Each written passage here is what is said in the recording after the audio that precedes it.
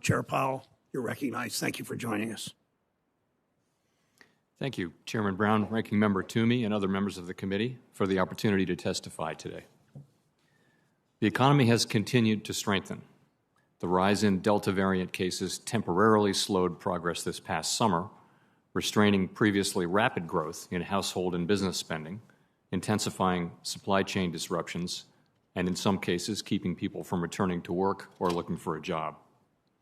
Fiscal and monetary policy and the healthy financial positions of households and businesses continue to support aggregate demand. Recent data suggests that the post-September decline in cases corresponded to a pickup in economic growth, and GDP appears on track to grow about 5% in 2021, the fastest pace in many years. As with overall economic activity, conditions in the labor market have continued to improve. The Delta variant contributed to slower job growth this summer as factors related to the pandemic, such as caregiving needs and fears of the virus, kept some people out of the labor force despite strong demand for workers. Nonetheless, October saw job growth of 531,000 and the unemployment rate fell to 4.6%, indicating a rebound in the pace of labor market improvement. There is still ground to cover to reach maximum employment for both employment and labor force participation, and we expect progress to continue. The economic downturn has not fallen equally, and those least able to shoulder the burden have been the hardest hit. In particular, despite progress, joblessness continues to fall disproportionately on African Americans and Hispanics. Pandemic-related supply and demand imbalances have contributed to notable price increases in some areas. Supply chain problems have made it difficult for producers to meet strong demand, particularly for goods.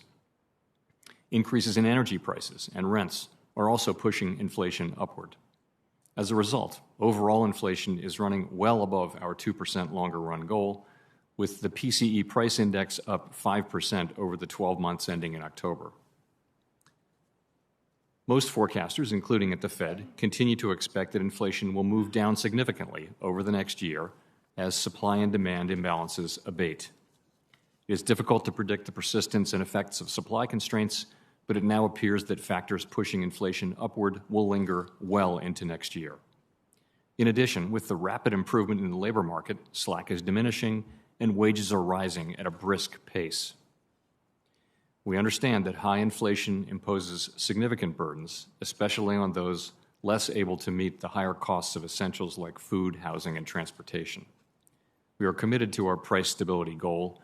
We will use our tools both to support the economy and a strong labor market and to prevent higher inflation from becoming entrenched. The recent rise in COVID-19 cases and the emergence of the Omicron variant pose downside risks to the employment and economic activity and increased uncertainty for inflation. Greater concerns about the virus could reduce people's willingness to work in person, which would slow progress in the labor market and intensify supply chain disruptions. To conclude, we understand that our actions affect communities, families, and businesses across the country. Everything we do is in service to our public mission. At the Fed, we'll do everything we can to support a full recovery in employment and achieve our price stability goal. Thank you very much. Thank